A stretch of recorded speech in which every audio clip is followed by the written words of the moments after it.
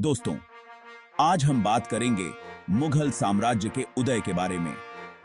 भारत का इतिहास वीर योद्धाओं और भव्य साम्राज्यों से भरा हुआ है। मुगल साम्राज्य ने 16वीं से 19वीं शताब्दी तक भारत पर राज किया। कला, संस्कृति, शासन और वास्तुकला में मुगल साम्राज्य की अलग पहचान थी। यह साम्राज्य अपने वैभव और एडमिनिस्ट्रेशन के लिए जाना जाता था। 1526 में पानीपत के युद्ध में बाबर ने इब्राहिम लोदी को हराया। बाबर, तैमूर और चंगेज खान का वंशज मध्य एशिया से आया था। उसने भारत में मुगल शासन की नींव रखी। बाबर के उत्तराधिकारी अकबर, जहांगीर, शाहजहां और औरंगजेब ने साम्राज्य का विस्तार किया। मुगल साम्राज्य उत्तर में कश्मीर से लेकर दक्षिण में गोदावरी तक फैला था। बाबर, एक साम्राज्य का संस्थापक। जहीरुद्दीन मोहम्मद बाबर मुगल वंश के संस्थापक, एक महान योद्धा और रणनीतिकार थे। 1483 ईस्वी में फरगाना में जन्मे बाबर तैमूर वंश के थे। कम उम्र में ही बाबर को राजनीतिक उथल-पुथल का सामना करना पड़ा। अपनी महत्वाकांक्षाओं से प्रेरित होकर बाबर ने भारत की ओर रुख किया।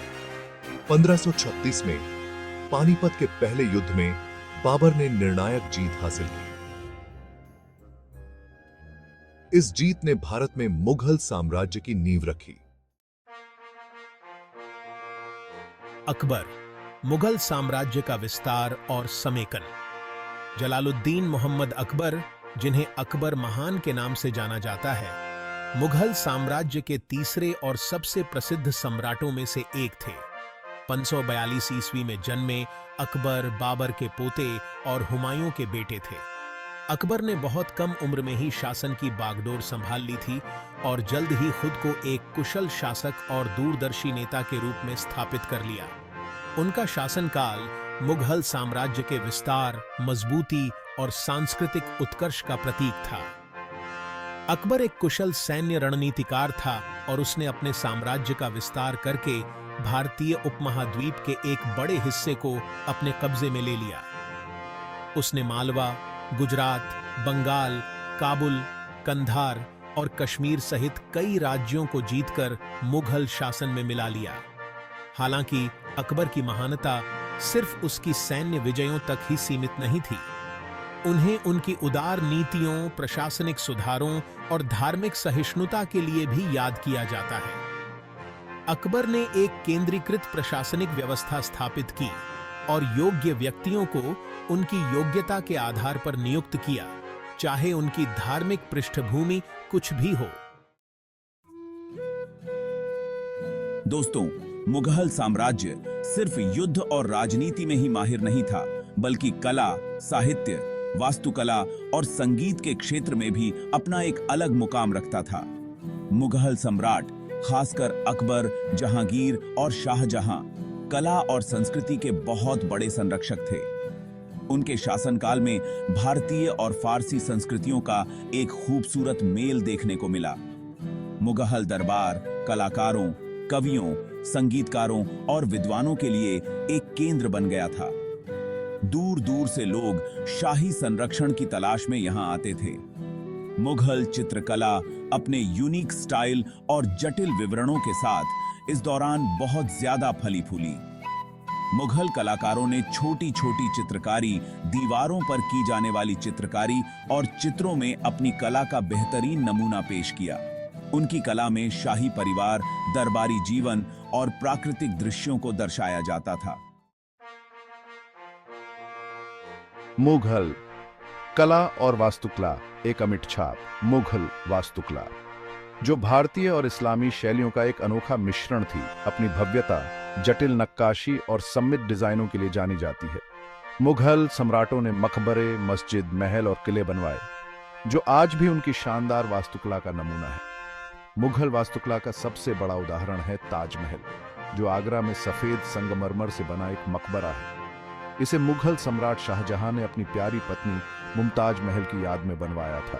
अपनी बेजोड़ सुंदरता, बारीक नक्काशी और सिमेट्रिकल प्रोपोर्शंस के लिए दुनिया भर में मशहूर ताजमहल को प्रेम और स्थापत्य कला का एक बेजोड़ नमूना माना जाता है। एक और मशहूर मुगल स्मारक है दिल्ली का लाल किला, जिसे शाहजहां ने अपनी नई राजधानी शाहजहानाबाद के रूप में बनवाया था। लाल बलुआ पत्थर से बना यह विशाल किला अपनी विशाल दीवारों, भव्य द्वारों और प्रभावशाली वास्तुकला के लिए जाना जाता है। लाल किला और ताजमहल दोनों को यूनेस्को ने विश्व धरोहर स्थल घोषित किया हुआ है और दुनिया भर से लाखों पर्यटक हर साल इन्हें देखने आते हैं।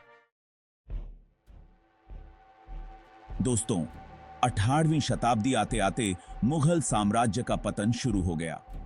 इसके पीछे कई कारण थे, जैसे आंतरिक कलह, कमजोर उत्तराधिकारी, धार्मिक असहिष्णुता और बाहरी आक्रमण। मुगल शासकों के बीच उत्तराधिकार को लेकर संघर्ष होता रहता था, जिसके कारण अक्सर युद्ध होते और अस्थिरता फैलती। इससे साम्राज्य की नींव कमजोर होती गई। इसके अलावा मुगल साम्राज्य का विशाल आकार और समृद्धि ने यूरोपीय शक्तियों सहित बाहरी आक्रमणकारियों को अपनी ओर आकर्षित किया। वो यहाँ व्यापार करने और धीरे धीरे क्षेत्रों पर कब्जा करने के लिए आए थे। पुर्तगाली, डच, फ्रांसीसी और ब्रिटिश ईस्ट इंडिया कंपनियां भारत में व्यापारिक चौकियां स्थापित करने के लिए आईं और धीरे धीरे उन्होंने राजनीतिक और सैन्य प्रभाव हासिल कर लिया। धार्मिक नीतियां और साम्राज्य पर प्रभाव। मुगल सम्राट औरंगजेब, जिन्होंने 1658 से 1707 तक शासन किया, मुगल साम्राज्य के पतन का एक बड़ा कारण बने। औरंगजेब एक कट्टर मुस्लिम शासक था, जिसने इस्लाम को बढ़ावा देने और मुगल शासन के तहत गैर मुस्लिम आबादी पर इस्लामी कानून लागू करने के लिए कठोर नीतियां लागू की। उसने जजिया जैसे गैर मुस्लिमों पर करों को फिर से लागू किया और कई मंदिरों और पूजा स्थलों को नष्ट करने का आदेश दिया, जिससे साम्राज्य के भीतर धार्मिक तनाव और विद्रोह हुआ। औरंगजेब की धार्मिक नीतियों ने खासकर राजपूतों और मराठों जैसे शक्तिशाली हिंदू समुदायों को नाराज कर दिया, जिन्होंने पहले मुगल साम्राज्य के प्रति निष्ठा दिखाई थी। औरंगजेब की दक्षिण भारत में विस्तार करने की लालसा और उसके महंगे अभियानों ने और भी अधिक अस्थिरता और आर्थिक तनाव पैदा किया। औरंगजेब की मृत्यु के बाद मुगल साम्राज्य का तेजी से पतन हुआ, क्योंकि प्रांतों ने खुद को स्वतंत्र घोषित कर दिया और क्षेत्रीय शक्तियां उभरने लगीं। 1857 का विद्रोह और मुगल शासन का अंत। 1857 का सिपाही विद्रोह, जिसे भारत का पहला स्वतंत्रता संग्राम भी कहा जाता है, ने मुगल साम्राज्य के अंत को और तेज कर दिया। यह विद्रोह, जो ब्रिटिश ईस्ट इंडिया कंपनी द्वारा लाई गई विवादास्पद राइफल कारतूसों से शुरू हुआ था, जल्द ही ब्रिटिश शासन के खिलाफ एक बड़े विद्रोह में बदल गया। हालांकि विद्रोह में सिपाहियों, जमींदारों और अन्य असंतुष्ट समूहों सहित विभिन्न वर्गों के भारतीयों ने भाग लिया था, लेकिन मुगल सम्राट बहादुर शाह द्वितीय ने मजबूरन विद्रोह का नेतृत्व स्वीकार कर लिया और उन्हें विद्रोहियों द्वारा भारत का सम्राट घोषित कर दिया गया। विद्रोह का केंद्र दिल्ली और लखनऊ जैसे शहर थे, जहां विद्रोहियों ने ब्रिटिश सेना से जोरदार लड़ाई लड़ी।